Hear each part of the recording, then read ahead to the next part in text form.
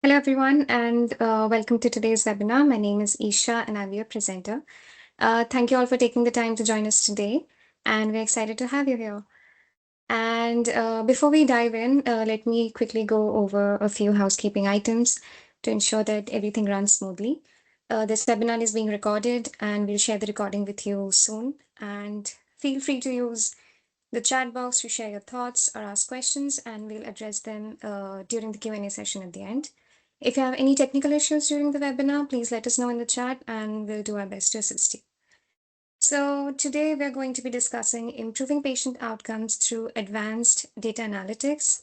This session is designed to explore how AI-driven insights and predictive analytics transform data from disparate sources into clear, actionable information for better decision making.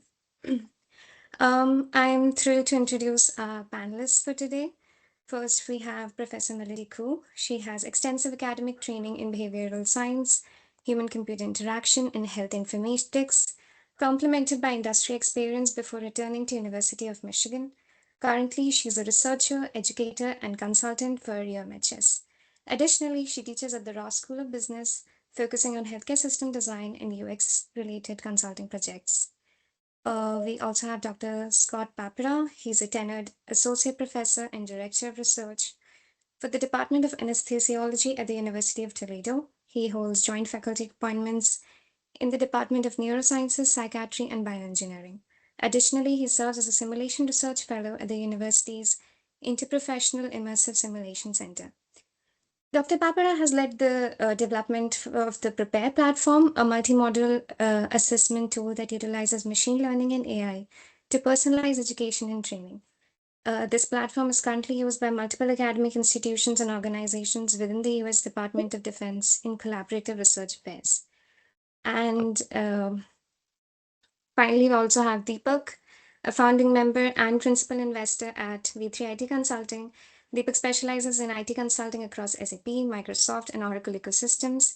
As a Forbes Technology Council member for over 5 years, he focuses on AI/ML deployments, cloud migrations, and software-defined architectures that help enterprises cut operation costs through IT as a utility service model.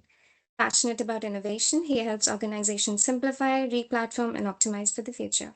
Now, without further ado, I'll hand it over to our panelists to get us started, and I hope you all enjoy the session. Great, thank you, Isha. Well, it's an honor to have the distinguished panel here, and it's a pleasure to be part of this distinguished panel. And the first thing, I mean, this is basically something that we would like to know about from our distinguished educators here, is about making healthcare data work. And what have you seen in the marketplace today as challenges, and how does one overcome some of the fragmentation that exists in the whole healthcare paradigm, healthcare information management systems paradigm, and how do you kind of overcome those using integration as a mechanism or means?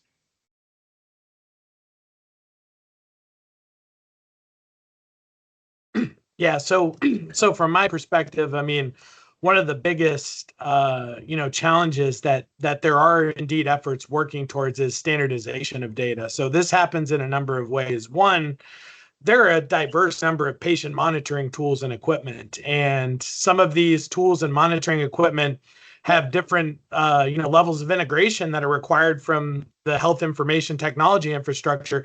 They have different accessibility of different data streams. They may not have APIs or SDKs that allow for data access. So these are really, really important considerations. And the other thing is that when you are building machine learning and AI models, the challenge lies in the fact that you have to have consistently available, reliable data. And the challenge here is that if you really want to make something that's a one-size-fits-all solution that can be deployed at any healthcare institution, there are different considerations involved in that. First and foremost, a large healthcare institution that may be like a Beth Israel Deaconess Medical Center that's affiliated with Harvard will not have the same available resources, tools, or data sources, they may not be able to take certain labs or have certain imaging capabilities or things like that as a community hospital or something like that, right? So if you are building a model, you need to ensure that you can use the minimally viable set of data, right? So there needs to be a minimally viable set of data that will provide your functionality and your accuracy in this case. So I think that's one of the biggest challenges that evolves in this space. So well said, Dr. Papada and Professor Ku. Any thoughts on that? Yes, to echo on that, totally agree. And to echo on that, and also, as far as the limited data sets, that we need to set a standard. And there's also even within the hospital or within the organization itself, different departments have different consideration, using different language and, so to speak, different terms, have different working protocols. I'm hearing echoes. Are you good on your side? I think we are not hearing echoes here. Okay, so I'll just continue. Thank you. There's so many different levels of considerations. Security is definitely one, and from the behavior perspective, user's perspective, ease of use, not to mention like the security, data transfer security, it's also a big concerns. Of course, from patients and the privacies and practitioners and patients' experience satisfactions also a concerns. All this need to be integrated when we use and design the technology tools. No, so very well said. I mean, even at V3IT, when we are kind of implementing some of the artificial intelligence and machine learning, one of the things that we face is there's legacy systems, there's cloud systems, and there are these AI systems, completely disparate set of platforms, and kind of making interoperability work in these frameworks and putting those frameworks together is the biggest challenge, and kind of then taking it to a level to enhance that to make it predictive or prescriptive, and then having some kind of clinical decision support tools that sit over and above these EHR, ERP, CRM, pharmacy, and all the systems that interact with each other. It has been a substantial challenge. So I share your thoughts on that, and I appreciate your inputs on that. Now, what I would like to know is probably something that you might want to kind of help us understand where you have seen AI or machine learning make an impact, and what are places where still there are challenges that you see in the marketplace today. Yeah, so I guess speaking from my personal experience, so I like to say when I started doing machine learning and AI, I was doing it before it was really cool. I was back in 2004, 2005 when I started doing this, and people were kind of like, "Oh, this is a little bit crazy. Are we going to ever get to this point?" Flash forward today, here we are, but there are still, again, like these barriers that exist to utilization of it. But I think that the challenge amongst researchers in this space really means to increase the transparency of what these models are outputting. So, and I think that where that's made an impact, and some of the stuff that I've done in the past, we've actually been able to provide a mechanism where there may be a certain set of input features that, for instance, if I'm predicting glucose values in a patient with type 1 diabetes, we can look at insulin obviously being a big agent that is going to control future glucose values, but other things such as dietary intake, exercise, emotional state. We've looked at these individual items, but really the understanding of how those states impact that subsequent outcome, that patient, that future glucose value is really important. And what can be done is we could change the inputs to the models dynamically and allow a simulation of what that trajectory of glucose will change or what that patient outcome will change. And then it will be on the patient or the providers to interact with these AI systems to basically come to an optimal decision. And I think, where this can really make an impact is allowing that kind of human AI interaction that allows us to change dynamically those input features and explore what contributes to what. So I think that's where things are going to evolve. And I really think that that's where this landscape is going to change as now AI is becoming more and more prevalent and adopted. And yes, I really appreciate Dr. Scott's comments. I think predictive analytic for patient care is definitely a very prominent topic that a lot of efforts has been put in there, including like U of M. I want to give the recent examples. What recent case I'm dealing with is right now it's for AI in medical imaging. So UM has been working on AI algorithm to improve accuracy of medical imaging. So this is like including, of course, developing models that can analyze mammograms, for instance, identify breast cancer earlier and more accurately than the traditional methods. However, because I'm on the behavior side, I'm on the like patients and user experience research side. So I am looking at when the AI's recommendation, there's a discrepancy between AI's recommendation and the physician's judgment. What do we do with it? I mean, what do we do about it? And how do we use AI? Do we use AI just on the triage stage, like, so can lessen the physician's workload, or do we really use AI? I mean, to what degree are we using that? And this, of course, involve, how we develop the models, how we look at the algorithm, and then back to Scott's comments about the data, like how we build a model, how we build an algorithm, how we explain those AI results is really a key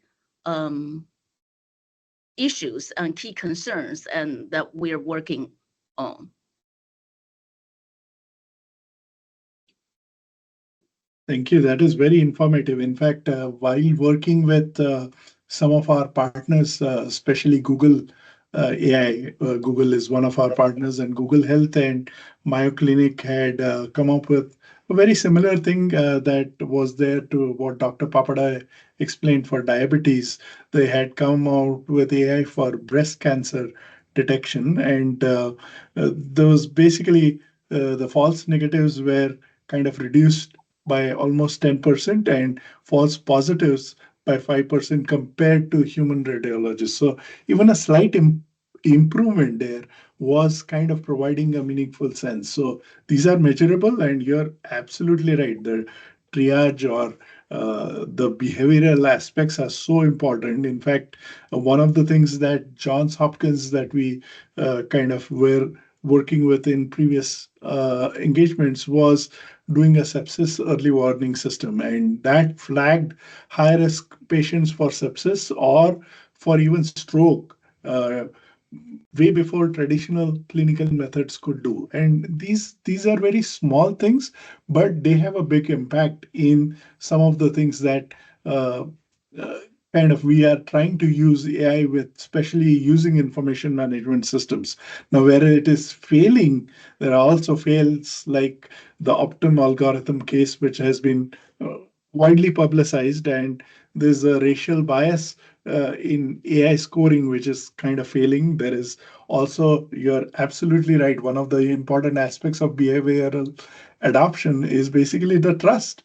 And there's a lot of healthcare management personnel that don't have trust in the AI, or kind of go back to their traditional means and use triage tools. And one of the examples that I can quote here is the UK's national health systems, Babylon Health, wherein AI occasionally misclassified the symptoms, and doctors started questioning the reliability. So there's that also, and then there is regulatory aspects also. Here in the US itself, FDA delays in AI powered medical devices. So I'm sure in the coming days these are some things that will be overcome, but absolutely so right on, spot on that, and appreciate you sharing your inputs on that.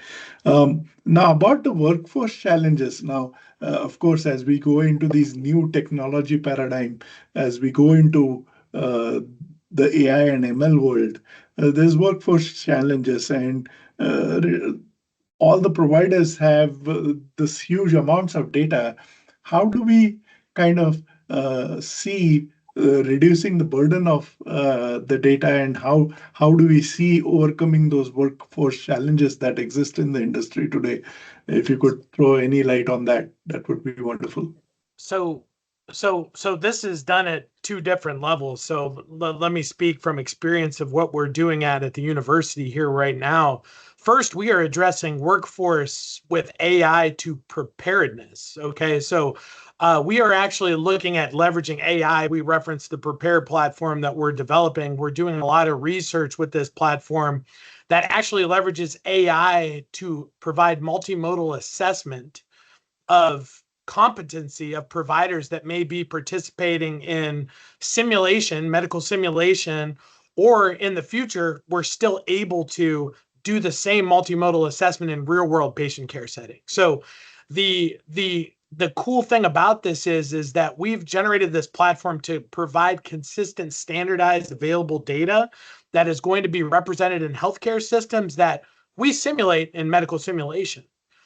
So in reality, when we're getting this data, we can assess whether somebody is put into a particular clinical situation. Do they have the competency and the proficiency to tackle that, or do they need sufficient training? So we are looking at this as a way for workforce development. And then at the end of the day, we can also use this for where we have an NSF, an active NSF project with Virginia Tech, to actually monitor in real world to provide AI augmentation or intervention. So human AI teaming that will allow people to avoid errors or to have some decision support dynamically. So we are looking at a number of different things. We are looking at the physiological status of the provider. So we're looking at their EEG, their eye tracking, their heart rate changes, their sweat levels. We are looking at a lot of different things here, right? And we are also looking at the contextually aware system that is able to sense what's happening in the healthcare environment. We can look at the EHR, we can say, hey, this patient is in state A, and this is the diagnosis for that patient, this is the treatment, and we can ensure that the providers are following along that protocol or doing the appropriate treatment. So that's one way. The other way, in terms of overall preparedness, is really there are really no policies for use on AI right now. So there may be folks using it, and people may be unaware that they're uploading information that's PHI to ChatGPT or something like that, right? So it's about educating at that very basic level of this is what you should and should not do, and this is why you should take these large language model outputs with a grain of salt. So things like ChatGPT, these generative AIs that have lots of different capacity to look at all these different data on the internet, are not explicitly fine-tuned to focus just on defined medical databases. So they have what are called these hallucinations, where they could be giving erroneous information or erroneous guidance. Hey, somebody could be commenting on what they did to their patient on a Reddit thing, and it could pick it up from Reddit, right? And say, hey, this is what this was, and it's not filtered. So there needs to be, so now we're seeing the emergence of these medical large language models that are based on PubMed databases or based on, medical like scholarly articles. That's going to evolve. But using those and being able to understand those is really the basic principles of how to use it and how to interact with this. And I think that there are so many challenges. We won't be able to get into all of them today, but it starts at education, both at training providers to be prepared, as well as training them on the use of these systems. I couldn't agree more with Dr.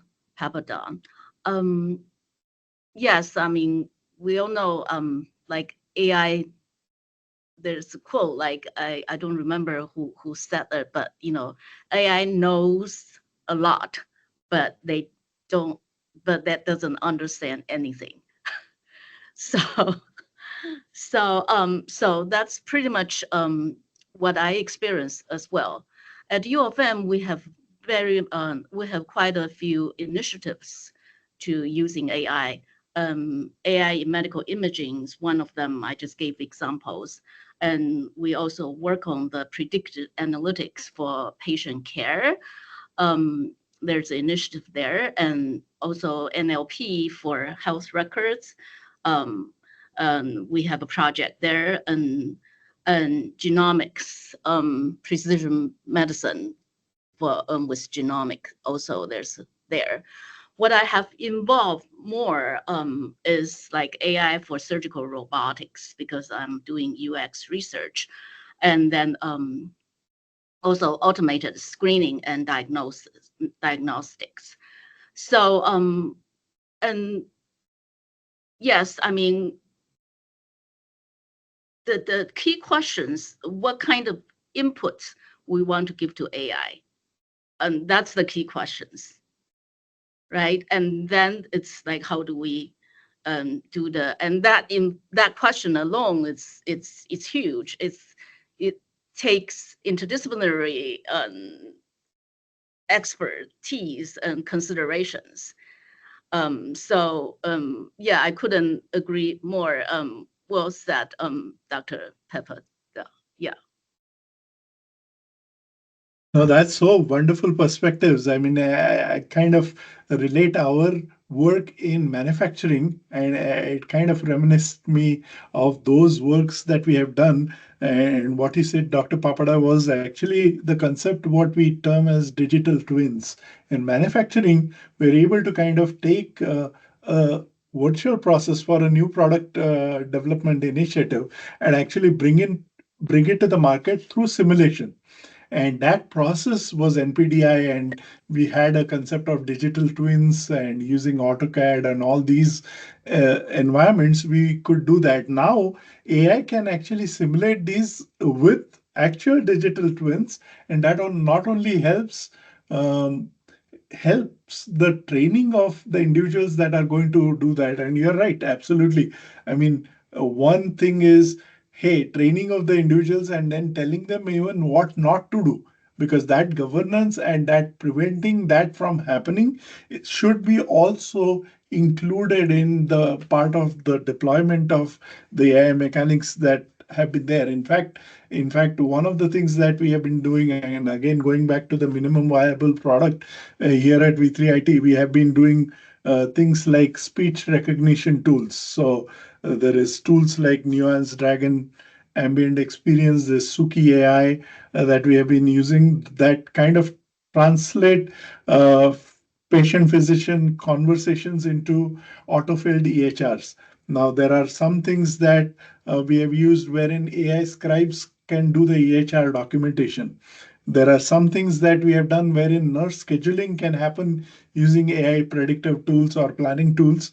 And some of the things that we have even done is basically for kind of chatbots, wherein we can kind of avoid front desk staff from answering some rudimentary questions that come up very, very often. And instead of a FAQ, you actually have a chatbot interacting and giving answers to those rudimentary questions, and then kind of forwarding it to the staff so that the staff burden automatically reduces, and then we are able to kind of doing. But interesting concept of multimodal and the whole human machine interaction. I think you explained it in a very beautiful way. I mean, couldn't have understood it better. So thank you for that, Dr. Papada. And I think an important thing that you brought up that's really important is there's the tendency now for us to build new technologies, new interfaces, and new things, and to just keep them on all the time. But I think that, in today's healthcare environments, they're extremely busy. There's tons of data that's being represented to healthcare professionals, and they're required to process all this. So the thing that we don't want to do is represent another alert or an alarm to them and say, hey, this is happening. We want to do it when it's absolutely necessary. So that's when, if we can develop these contextually aware platforms that sense, hey, somebody may be struggling or with their decision making, or they may not be going down the optimal decision making path, and then initiating support, that's the future, because we don't want to overload folks with another thing that they have to look at. They're not going to go through another screen in the AHR. They're just not going to do it. So we are reliant for using these AI tools to build something that is embedded in clinical workflow that is going to be satisfactory and is not going to impede performance. And that's extremely important. That's so very important. In fact, that's where we have seen failures also while we were doing these minimum viable products.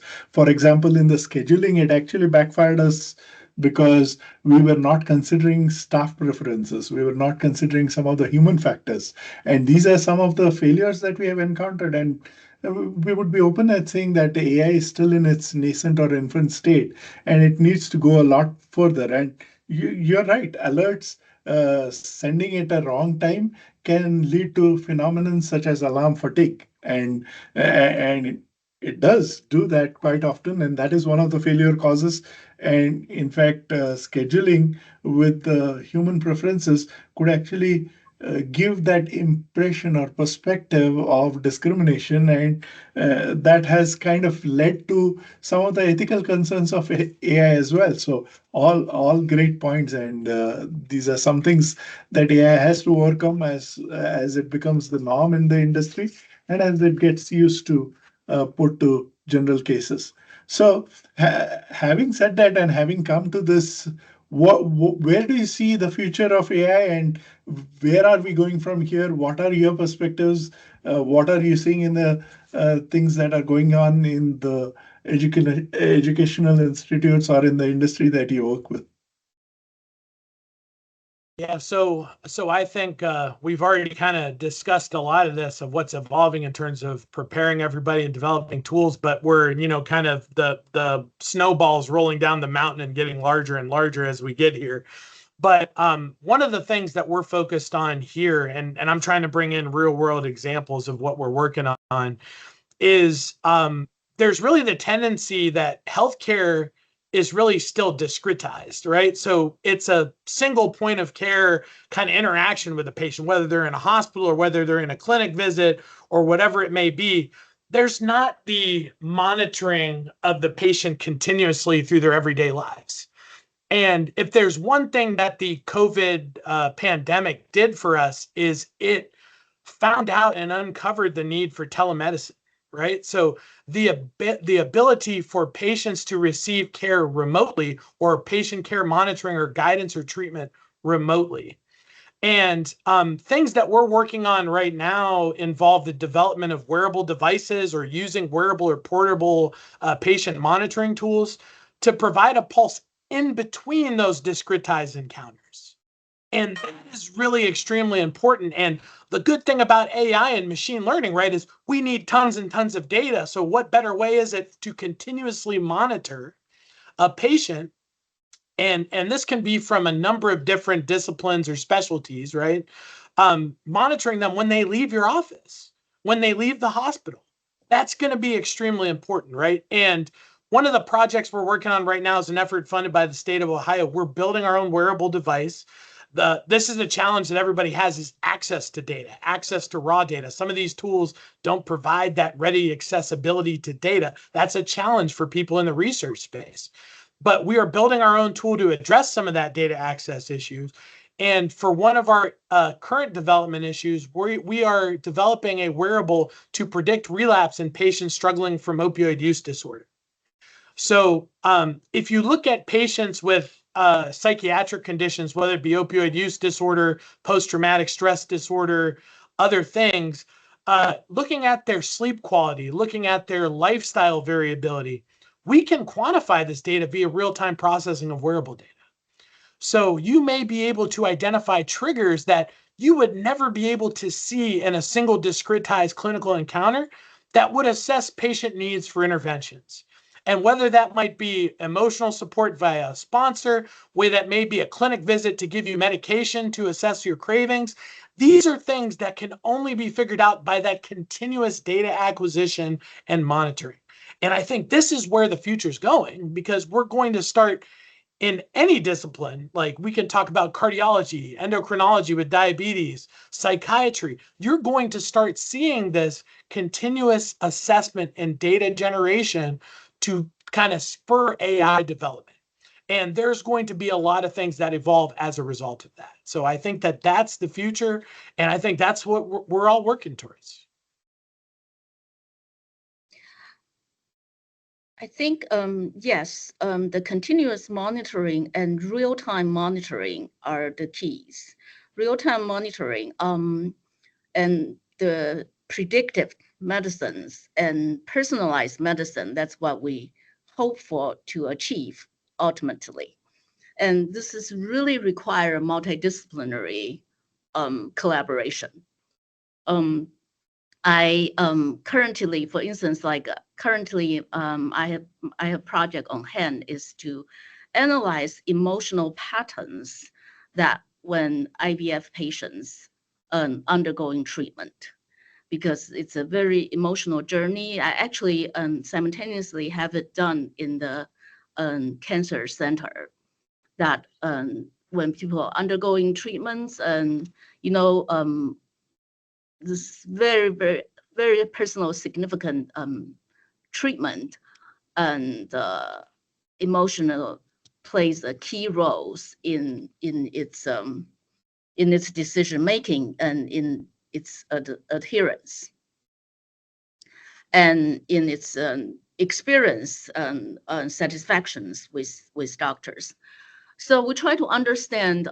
We test out like 28 emotions. I mean, there's like 512 emotions that we so far identify human experienced, and it's always a mixed emotion. It's not just like I'm happy now and I'm just 100% happy, and there's always mixed emotions. So so we identify like 28 emotions under high uncertainty.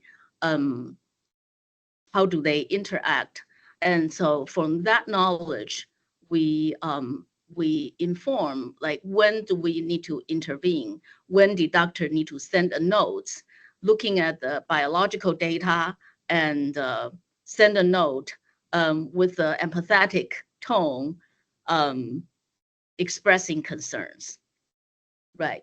Another project I am dealing with is alert fatigue for decision making ad. And this is actually the work done in the industry. A consulting firm, IT consulting firm, is working on improve that, particularly for Epic systems. You know, Epic is like 60% of market share, so it's very prevalent. They're working toward that, and I'll just give you a little statistic. Like for the last year, that company alone increased like 3 times workforce, because that's how much it's needed. Yes. So yeah, I think I'm very optimistic with you know, using AI, and very hopeful, but we do have a lot of consideration we need to still address, and it really requires interdisciplinary collaborations. A very interesting perspective, Professor Koo. I mean, who would have thought that emotional considerations and all those 512, and you're studying 28 of them, and then mix and match of those, and those considerations could make a definitive impact on the medical procedure itself. I mean, that's a huge find. And in fact, if we could probably tie up with wearables and see, like Dr. Papada mentioned, if we could make those wearables and remote monitoring make it possible to read those emotions or kind of capture those emotions, quantize them, and kind of make meaningful effect of that. I think that could lead to the roadmap of personalized medicine, personalized treatment plans, and this could you're right. It could be opening a door to a lot more professions that don't exist today, and a lot of workforce will be kind of dealing with those kind of things, which will be wonderful to solve in the future. In fact, one of the things that was I was reading about was about a video gaming technique that was used in adolescent or children aged probably 10 to 17, and how the effects of video gaming came to children's behaviors on sitting down or standing up or not standing up, kind of remaining dormant. And that led to a discovery of drug called, now we know, Ozempic, which was led to kind of uh, treating diabetic patients. But not only that, today we know a byproduct of that is actually weight reduction as well.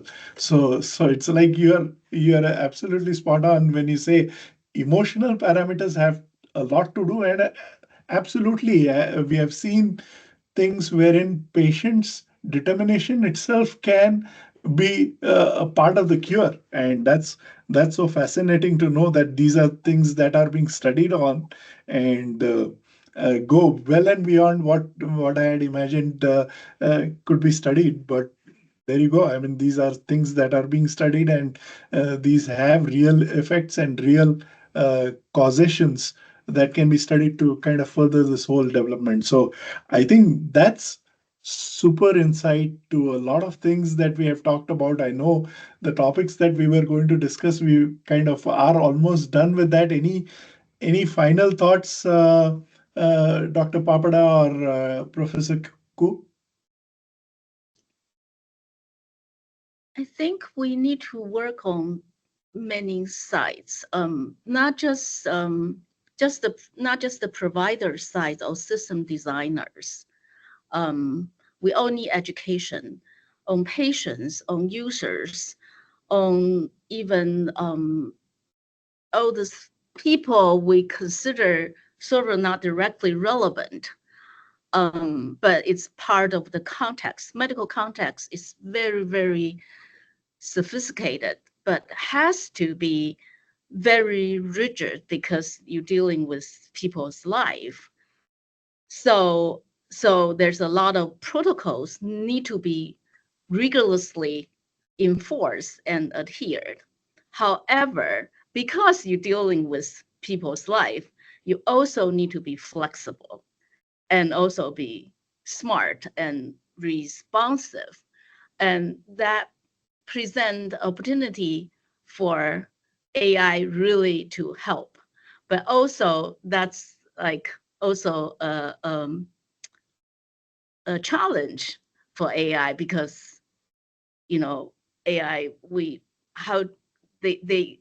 need to give them a rule and to be flexible or to be, and that's hard. Yes. Yeah, and I would say some of the biggest things that we talked about that we need to work on is at the systems design level, as you mentioned, trust and transparency. So we discussed some ways to deal with that. That's really going to be important because we're going to have folks come in with variable levels of exposure to technology. So you may have physicians that may not be ready for technology to change, and there's resistance to that. So you have to make that as easy as possible for them to be onboarded into this, right? Like the trust and transparency is very key and effective. The other thing too is I think in the space there's the tendency of how we present results of AI research in manuscripts that also needs to be kind of taken into consideration. So we are doing a lot of studies just because the cost of what it does to do multiple center studies is so significant. There are now the advent of these openly accessible databases from multiple sites, and leveraging those to their benefit is going to be extremely important, because what we have seen in the past is people are doing studies at a single institution and they're testing data from their institution. So there's a lot of, and this is part of the standardization process, there's a lot of issues that there may be certain clinical protocols or certain tests that are available at their site that aren't available at other sites. So their model that they've developed is not going to work from institution A to institution B.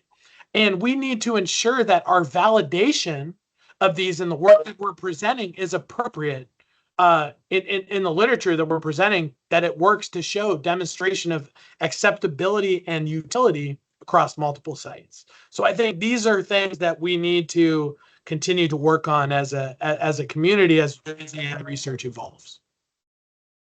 No, that's so well said. I mean, there's governance, there's so many other things that need to be considered and make sure that this is readily available. In fact, I can think of Amazon, our partners, Amazon, Google, as well as Microsoft, bringing to board educators such as you and actually throwing these education into things like Coursera, for example, wherein there are free courses that are available for these things, and they are very, very amenable and available to everybody at large. And these are really furthering the cause of learning these new things and making people also aware of what are the things that could possibly do and make their own judgmental things. I think couldn't have been well said. Thank you, Professor Koo and Dr. Papada, for sharing these insights. I think we are at a point that maybe we'll turn it back to Isha if there are any questions for our distinguished panel, and if there's anything that we could do further. I think we are at that point. Yes, I think we have time for a Q&A. So I'm just gonna, yeah, everyone can just type in questions. Okay, we actually have a few questions.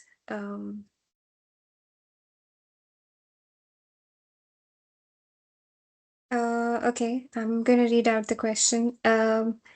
AI in healthcare is often marketed as a cost saver, but many projects don't achieve measurable ROI. What are the key factors that determine whether an AI investment will actually deliver financial and operational benefits?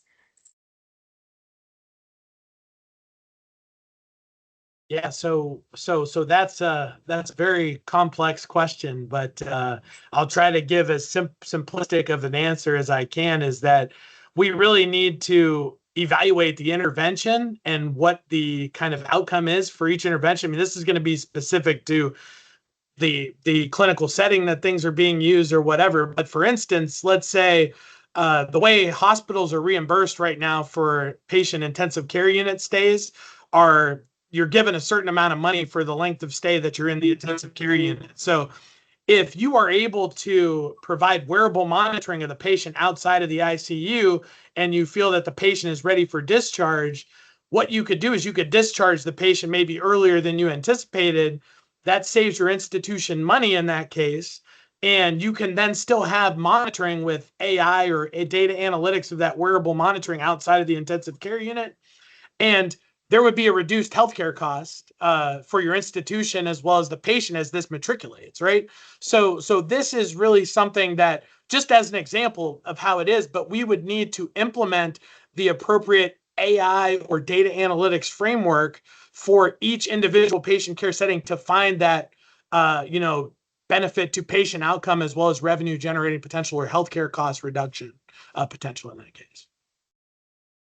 Yeah, from my experience, just give examples. I think a hospital has a big consideration is to integrate the EHR system with the billing system or with the financial systems.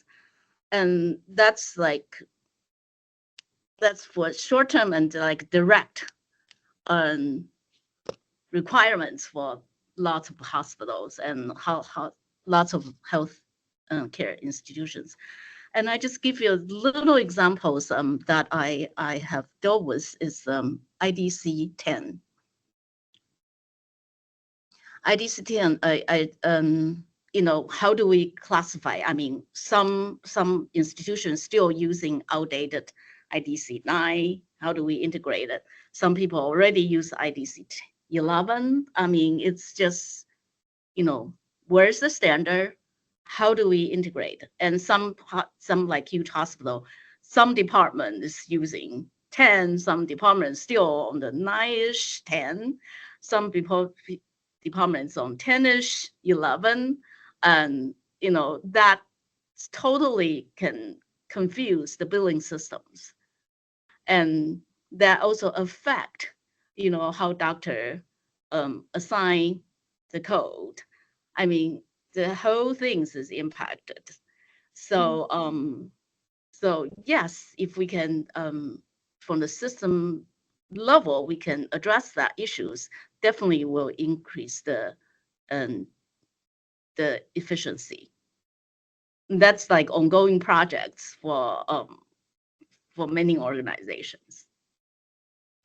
No, that's so well said. And in fact, what we are seeing is basically in the industry, we are seeing when we are working with some of our customers, like the healthcare insurance customers also. For example, in the diabetes, they were kind of variables that could measure the blood sugar levels at all levels and determine what food causes what levels to rise or fall.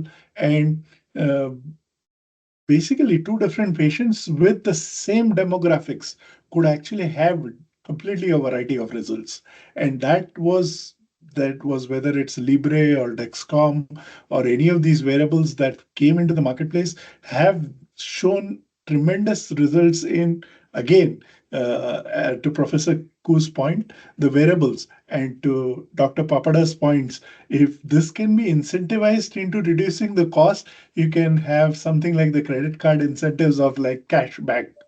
And that will save healthcare and actually incentivize patients further also. So yeah, just a few cents on that, but great thoughts. Okay, there's a question for Dr. Papada. Considering your work on the Prepare platform, how can machine learning and AI be leveraged to enhance personalized education and training for healthcare providers? And what impact does this have on patient care? Yeah, so how I kind of mentioned this before is we're looking at number of different data sources in simulation-based training. So we actually have a continuous audio feed of what people are uttering, like, hey, I'm going to intubate the patient. And we can use natural language processing to detect the exact time that they wanted to do that interaction. And we can ensure that their performance, the time to intubation or time to diagnosis, these quantitative measures are up to par, up to standard, right? So that they're competent. We can also assess that they're doing things appropriately, that their communication, that they're doing effective patient-provider communications and interactions, various aspects of collecting all this data. At the same time, we're also collecting, as I mentioned, neurophysiological data of the providers during their simulation. And the data that I like to talk about, the example of this is, remember when you're a kid and you're riding a bike, right? So you had training wheels on and you're zipping around on that bike, no care in the world. You're not stressed out because you're not going to fall over. But when your parents took off those training wheels, you're nervous, you're shaky, your heart rate's going up, you're sweating, and you fall over sometimes, right? So you can practice that, and eventually, as you continue to do training in medicine, you are able to get on that, and it's like riding a bike. You have that competency. You see more cases, you become more proficient. We can see all that data change. So you're not having those physiological responses objectively that might indicate that you lack that proficiency. The other thing that we can also look at here in this case is, we can prescribe certain training that you may need based on your clinical experience. So if you haven't done a chest tube in 2 or 3 months, you might need to insert a chest tube or do some training.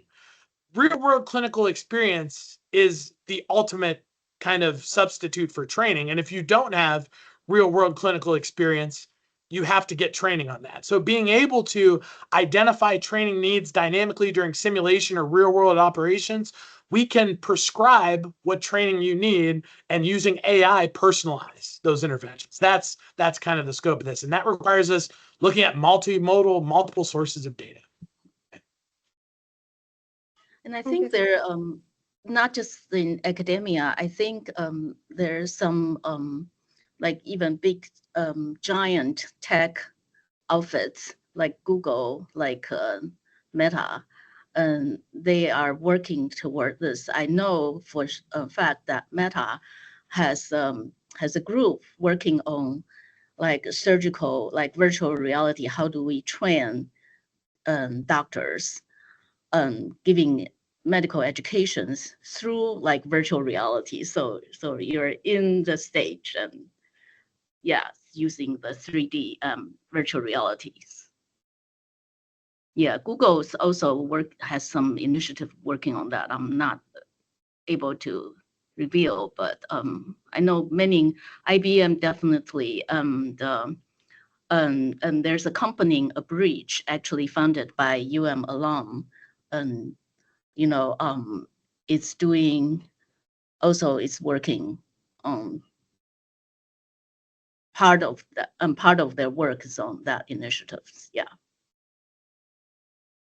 Thank Those you. are nice initiatives, and I think uh, in addition to virtual reality, they have actually Meta, Google, Amazon, Microsoft, all of them have come, and even IBM has come up with what is known as augmented reality. So, like you mentioned, parameters of that are going beyond the normal variables that are health related only.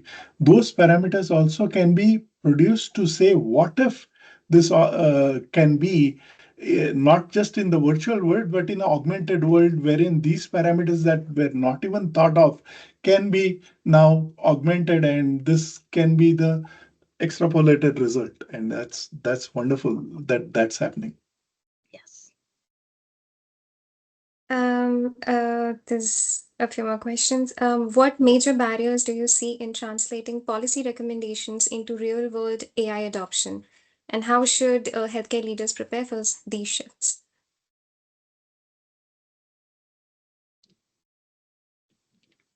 This is huge question. This is a huge question. So, yeah, this is a loaded topic, but what I would say is, I mean, we touched on some of this before, is we have to cater to a diverse set of healthcare professionals, right? So some people may be more acclimated to using AI, generative AI, chat GPT, whatever it may be, and there are some that need to be kind of exposed to, its benefits, and training is a big thing, right? Like education on awareness for this. But the other thing that we really need to talk about is, and we haven't said this yet, is that we need to know that AI is not going to replace healthcare providers. It's not going to happen for the foreseeable future. It is going to serve as a tool to improve their efficiency and their effectiveness and support their decision making, but it's never going to replace it, because there are certain aspects that an AI only knows what it's given. And the thing that we haven't talked about is that we talked a little bit about the need for personalized medicine. We've talked about it broadly, but each patient case is unique, right? So there are unique considerations, and medicine can't be in a black and white thing like, hey, you give X, Y, and Z. That's how medicine used to be delivered back in the day when we haven't had these advancements. But now medicine has the potential to be the color, or the color profile that it needs to be for each individual patient, right? And I think that's the power of this, and that's where we have to kind of let healthcare providers know, like, don't be overwhelmed by this. We're only providing you a tool to help you with your job. You are still in the driver's seat. You are the person that we're trying to give these solutions to help your job manage these multitasking that you have to do on a daily basis. So that's really, I think, how we prepare for that, and starting with education, and then use and iterating and making these systems more kind of optimal for use in clinical settings is key, so as to not interrupt workflow and to optimize, overall work. Couldn't agree more. I also have a small case that I am currently handling now, and I'm trying to help. I'm helping glucose monitor company to enter a new market that we identify for them. So this is a very well-established company. So they have all the protocol, they have product in place, and so to enter this new market and to target a new set of patients group that we estimate like to pass all these regulatory insurance approved, because we want the doctors to want the patients to be able to get reimbursement, and then also like from the system design level, we want the FDA approved and all that stuff. Conservatively, it would take 5 years at the current stage. So and this is like so that's why I say this is like really huge questions, and of course things are evolving so quickly that that everyone is putting their share of efforts to expedite, and I have confidence that things will change, but this is huge. I mean, this is involving so much, and granted, because we're dealing with humans' life, we're dealing with healthcare. We have to be very rigorous, but we also have to be very flexible, because personalized medicine is the ultimate goals, and health outcome is what we are trying to achieve. Yes. It was super helpful, and this topic can go on and on and on. And I think both Dr. Papada and Professor Koo are kind of passionate in the whole context, and I think this discussion can go on for hours. But I know we are wanting to be respectful of everybody's time. First of all, I would like to thank Dr. Papada and Professor Koo immensely for the amount of in the short amount of time, that the amount of knowledge that you shared and came on this platform to kind of help us understand your perspectives and what you are doing in the distinguished universities that you are part of, and you yourself, the work that you are putting on is immensely helpful to us, and throwing insights into those was wonderful use of our time, and I'm sure hopefully the audience also got a lot of out of it. And we sincerely appreciate you spending the time with us. And since it's almost 1 o'clock, I know there's a lot of questions and it probably will go on for hours. But I want to be respectful of everybody's time and have everybody could get back to where they want to be. And once again, couldn't thank you, Dr. Papada and Professor Koo, enough for this hour of insightful inputs. Thank you so much. Thank you. Thank you.